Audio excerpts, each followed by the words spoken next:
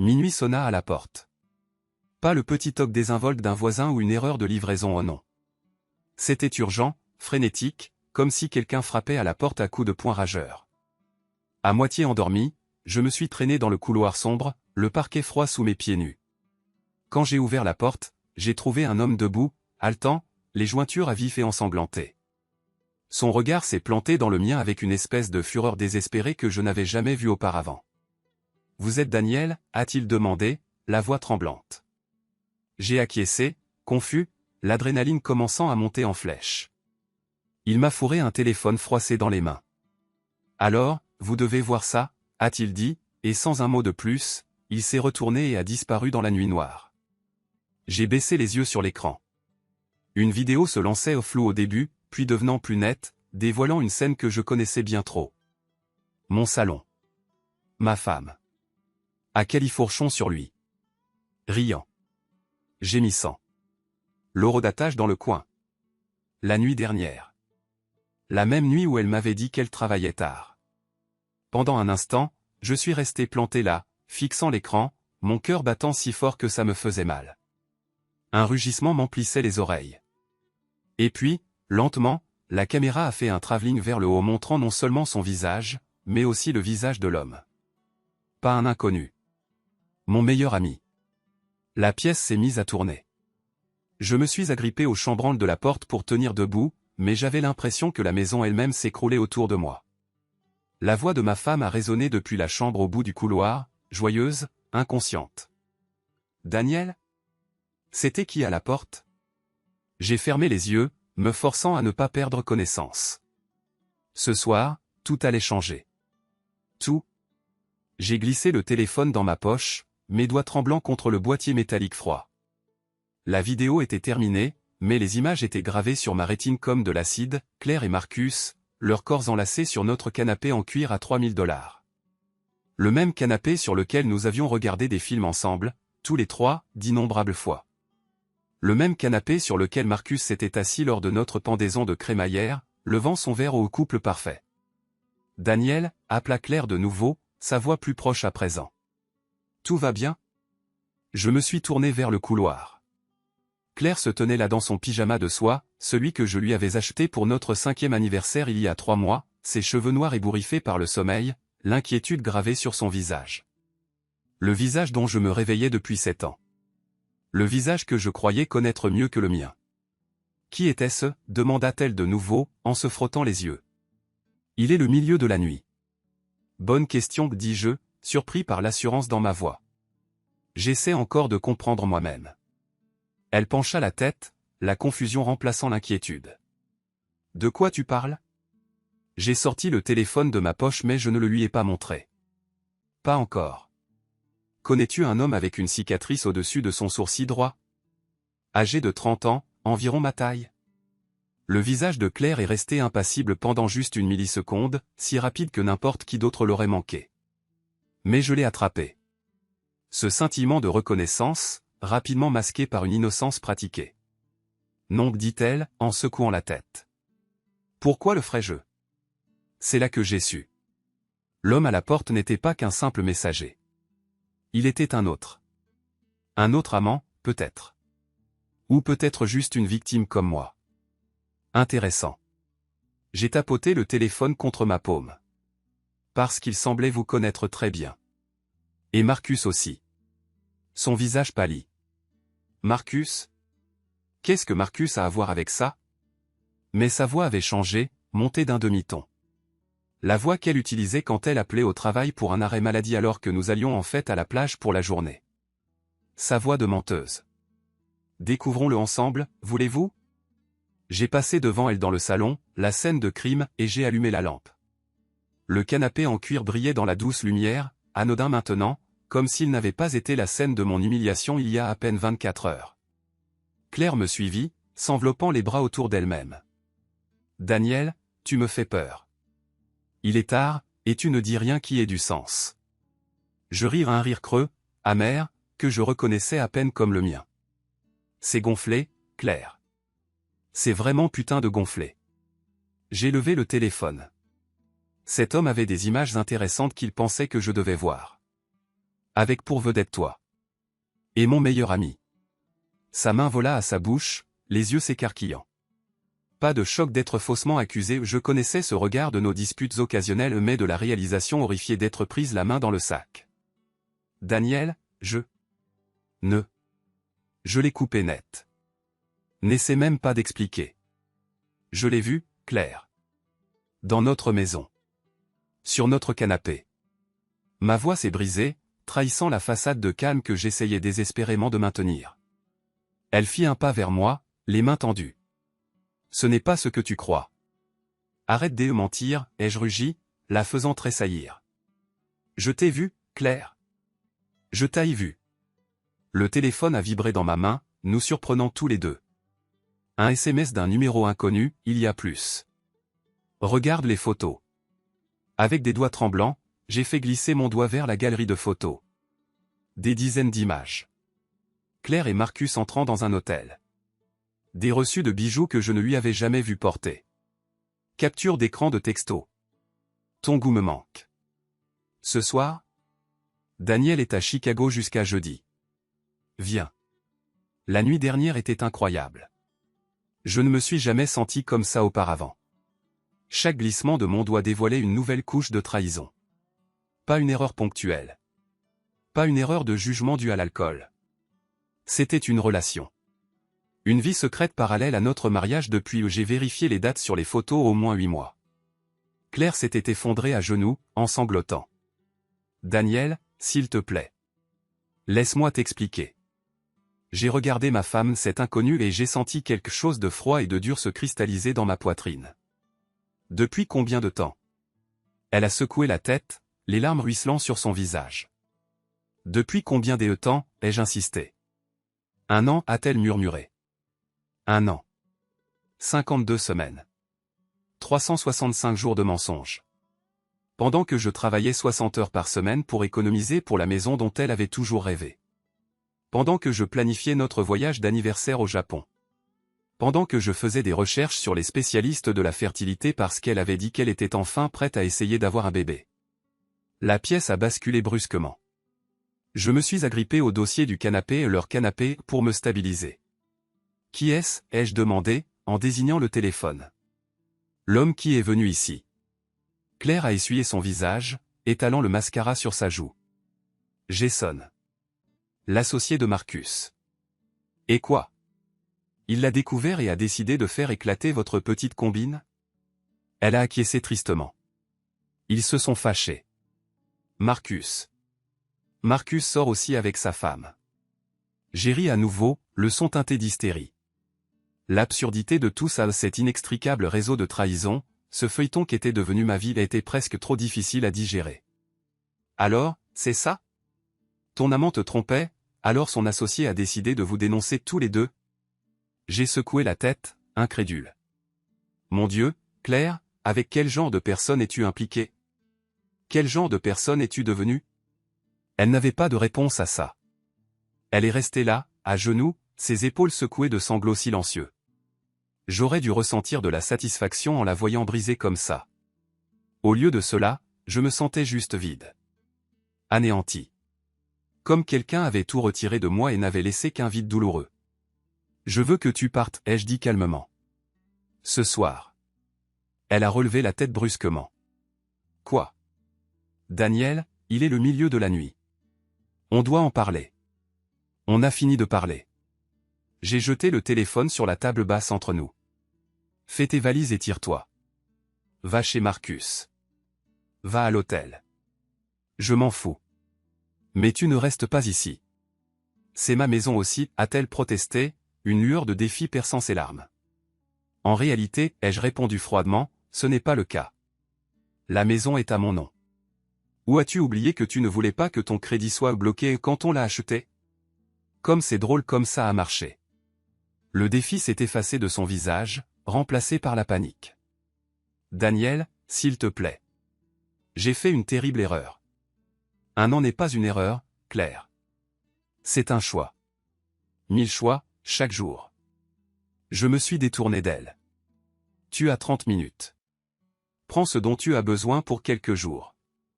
Je ferai envoyer le reste de tes affaires où tu voudras. Tu ne peux pas juste me jeter dehors comme ça. Sa voix était devenue stridente. Et la thérapie de couple? Ne doit-on pas au moins ça à notre mariage? Je me suis retourné, incrédule. Notre mariage? Notre mariage est mort le jour où tu as décidé de baiser mon meilleur ami chez nous. Il n'y a plus rien à sauver. Elle a tressailli à mes mots, puis a redressé les épaules. Les larmes avaient cessé.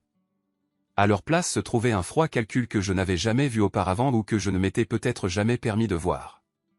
Tu vas le regretter, a-t-elle dit calmement. Agir sur un coup de tête, prendre des décisions quand tu es émotif. Ce n'est pas comme toi, Daniel. Tu as raison, ai-je acquiescé. L'ancien Daniel t'aurait supplié de rester. Il se serait blâmé d'une manière ou d'une autre, se serait demandé ce qu'il avait mal fait, ce qu'il aurait pu faire différemment. Je me suis approché d'elle, assez près pour sentir son parfum familier et le parfum maintenant souillé de souvenirs de trahison. Mais ce Daniel est mort ce soir aussi. 29 minutes maintenant, Claire. Elle est restée là un moment de plus, scrutant mon visage à la recherche d'un signe d'hésitation. N'en trouvant aucun, elle s'est finalement retournée et s'est dirigée vers notre chambre. Je me suis affalé sur le canapé, ce fichu canapé, et j'ai enfoui mon visage dans mes mains. L'ampleur de ce qui se passait menaçait de me submerger. Mon mariage était terminé. Mon meilleur ami m'avait trahi de la manière la plus fondamentale possible. Toute ma vie, telle que je la connaissais, s'était brisée en l'espace de 15 minutes. Le téléphone sur la table basse a vibré à nouveau. Un autre texto du numéro inconnu de Jason. Désolé d'avoir fait exploser ta vie, mec. Mais tu méritais de savoir. Ils se foutent de nous deux. J'ai fixé le message, incapable de formuler une réponse. Que dis-tu à l'homme qui vient de détruire ton monde? Merci? Va te faire foutre. Les deux me semblaient tout aussi appropriés. Au lieu de cela, j'ai tapé, tu en as d'autres? La réponse est venue rapidement, tout. Rencontre-moi demain. Kensington Pub, 20h. Je reposais le téléphone et écoutais les bruits de Claire qui se déplaçaient dans notre chambre, les tiroirs qui s'ouvraient et se fermaient, les cintres qui grattaient la barre de la penderie. La bande-son banale de la fin d'un mariage. 20 minutes plus tard, elle émergea avec une grande valise et sa sacoche d'ordinateur. Son visage était maintenant impassible, le maquillage fraîchement appliqué, les cheveux brossés. Une armure contre ce qui allait arriver.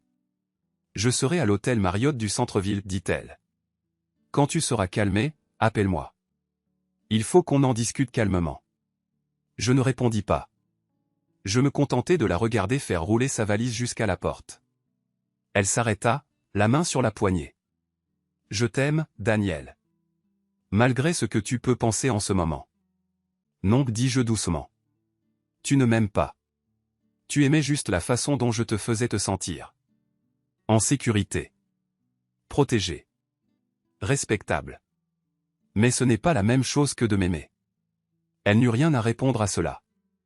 Elle ouvrit simplement la porte et sortit, la refermant doucement derrière elle. Le silence qui suivit était assourdissant. Je restai assis là, immobile, pendant une durée que je ne saurais dire. Des minutes? Des heures? Le temps semblait avoir perdu tout son sens. Finalement, j'attrapai mon téléphone, mon vrai téléphone, pas celui que Jason m'avait donné, et composé un numéro que je connaissais par cœur. Allô, répondit Marcus, la voix pâteuse de sommeil. Il faut qu'on parle, dis-je. Un silence. Daniel? Il est 3 heures du matin, mec. Qu'est-ce qui se passe? Je sais, Marcus. Je sais tout. Il y eut un long silence. Puis, j'arrive tout de suite. Non, dis-je fermement. Pas ici. Plus jamais ici. Au Kensington Pub. Demain. 20h. Je raccrochai avant qu'il ne puisse répondre, puis appelai immédiatement un autre numéro. Daniel, répondit la voix ensommeillée de ma sœur. Tout va bien? Non, dis-je, ma voix se brisant finalement. Rien ne va, Rachel. J'ai besoin d'un endroit où loger. Le lendemain soir, j'arrivai au Kensington Pub avec 30 minutes d'avance.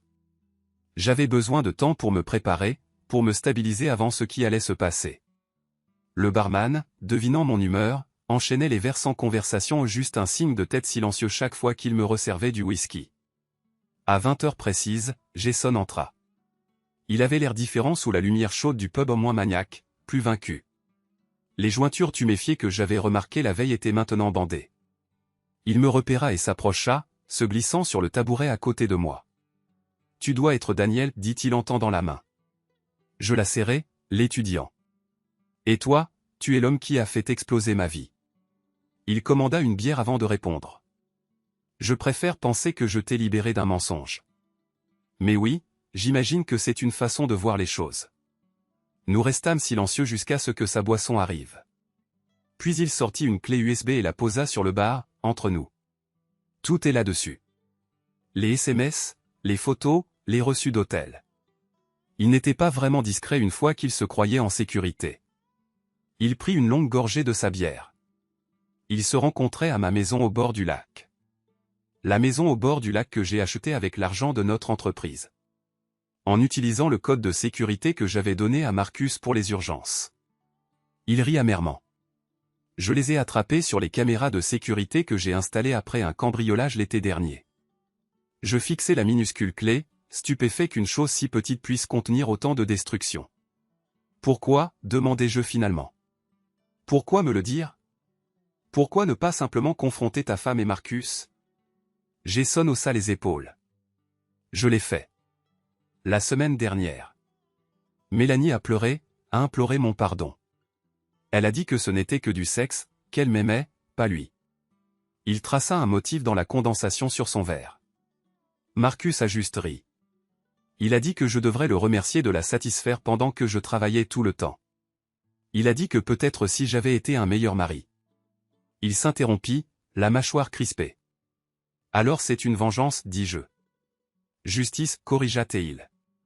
Ils ne vont pas faire exploser nos vies et s'en tirer indemnes. Ils ne vont pas réécrire l'histoire où nous sommes les méchants et où ils ne font que suivre leur cœur. Il désigna la porte du Menton. En parlant du loup. Je me tournai et vis Marcus entrer dans le pub, scrutant la salle. Quand il nous repéra, la confusion traversa son visage, vite remplacée par de la méfiance. Il s'approcha lentement, comme un homme entrant dans une embuscade potentielle, ce qui, d'une certaine manière, était le cas. Daniel, dit-il prudemment, puis se tourna vers Jason avec une voix plus dure. Qu'est-ce que c'est que ça? Assieds-toi, mon vieux, dis-je, désignant le tabouret vide de l'autre côté de moi.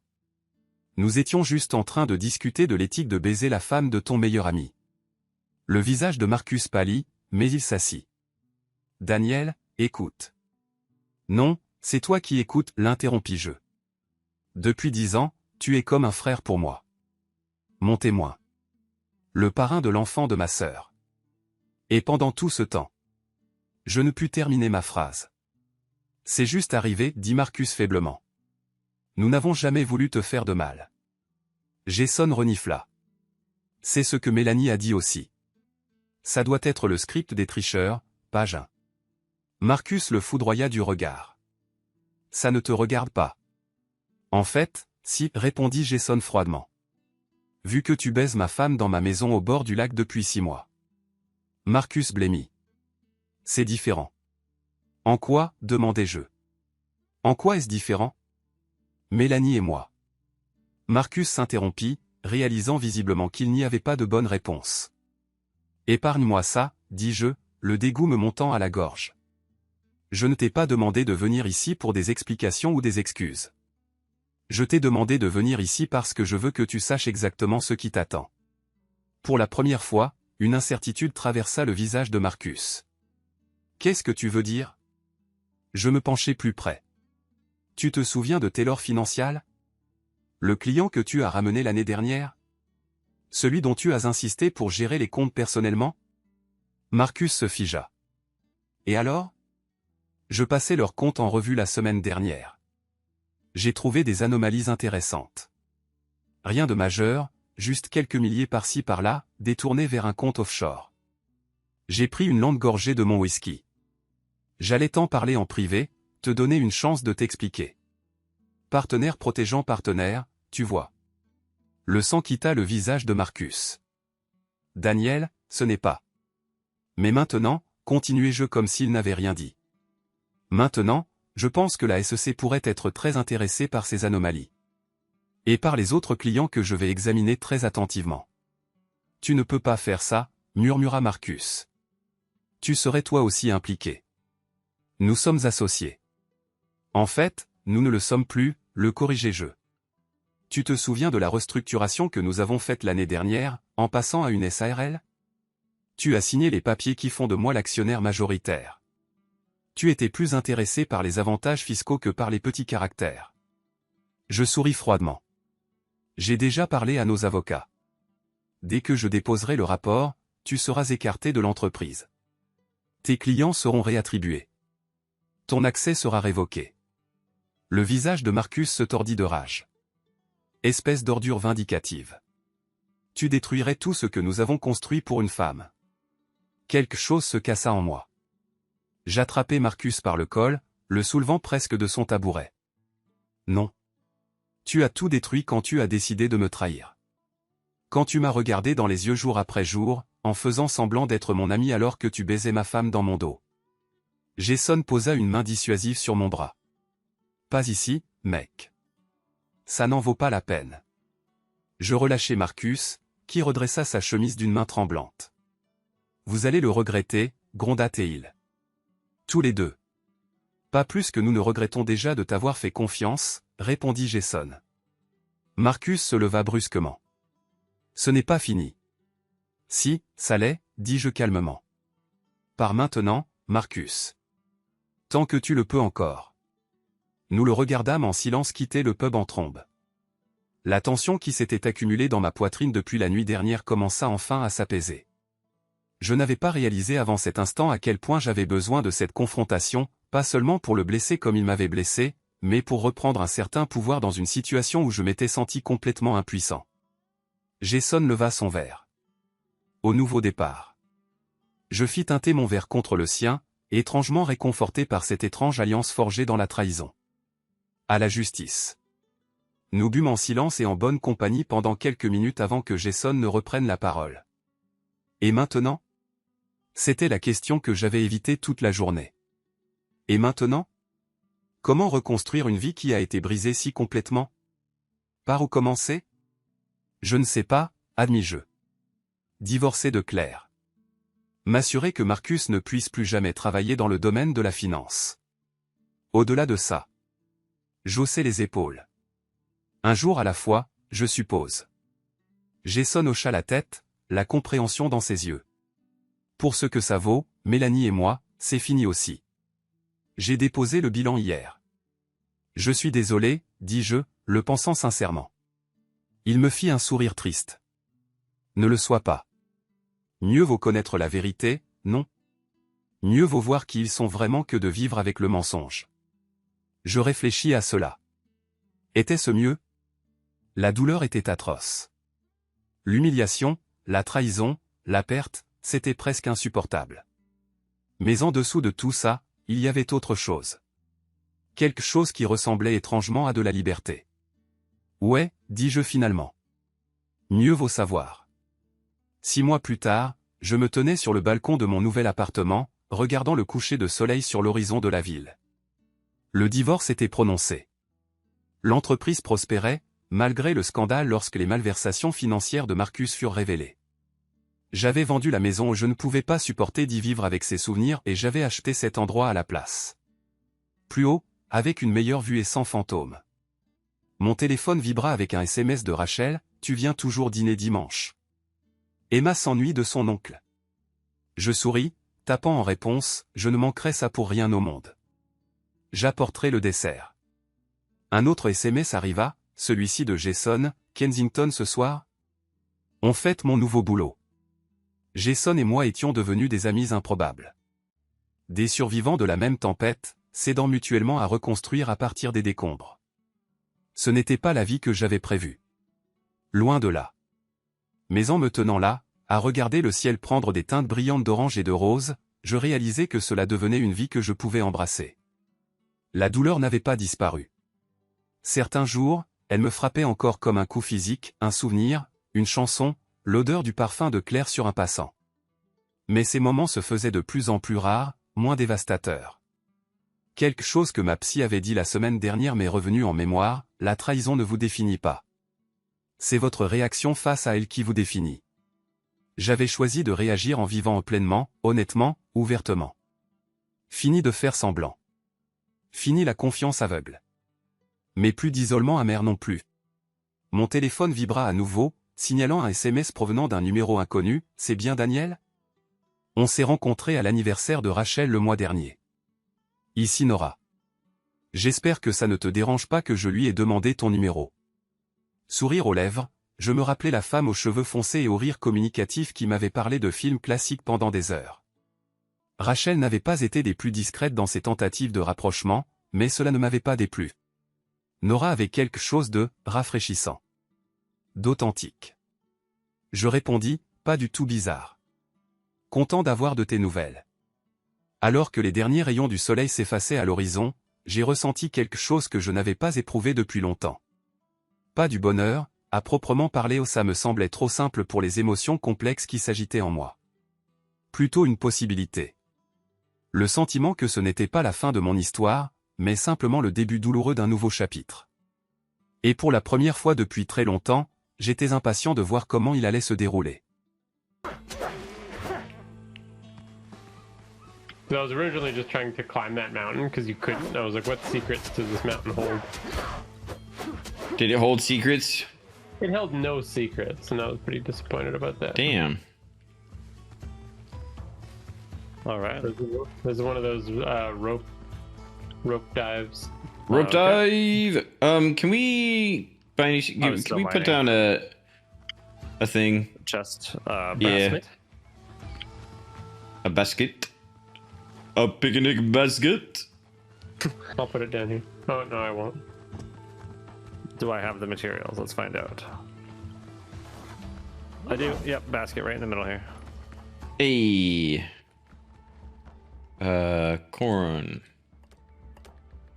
Sugar. Can go. That can go. These can go. I can fill up one thing with sugar. I'll take the herbs. Hold on, let me put stuff in before everyone starts taking. Oh, I got fertile soil. Someone wants that. Oh yeah, that's smart. Take that.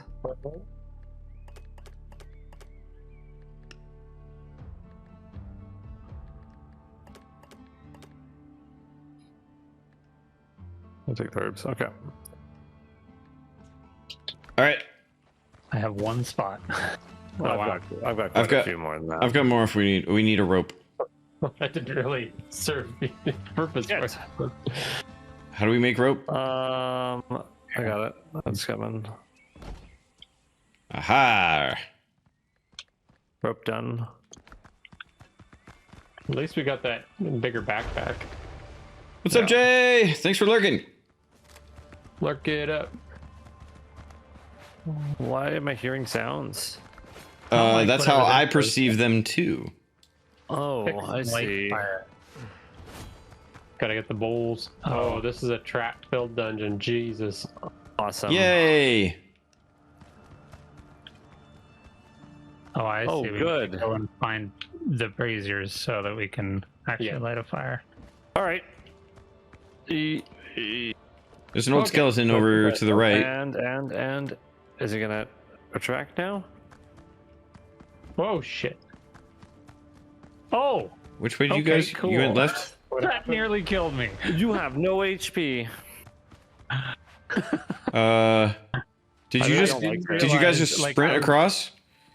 What's I aggroed it and then I waited for it to open, and as it was opening, I then You go went through. straight ahead because there's spikes on the other side. Okay. That was really dumb. Okay, there's a brazier there. Oh shit! Oh. More. Oh, Jordan, we're in a bad spot. No, you're not. How do I- You've Oh, got. they're coming around. How do I drop it? I need out of here. I'm gonna not. I don't like it. This close quarters bullshit. I can't see shit. I genuinely Ow. don't know how to drop it. Fuck. It's I need it on aggro. I think F. oh there. Okay. Pick up your weapon, man. How did? I parried you. I'm almost dead. Don't be dead, Dragon.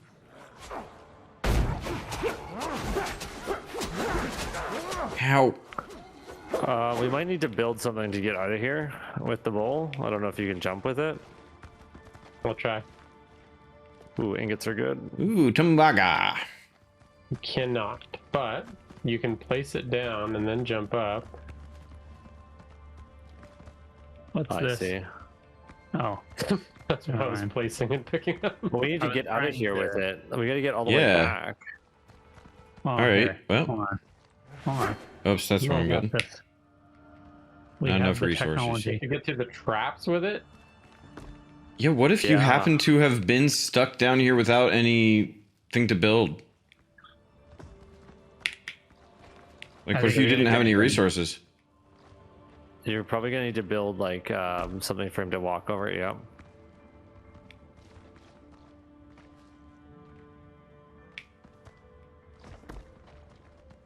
Now, how do we do this with it? Easy. Maybe I wonder if you can build in there.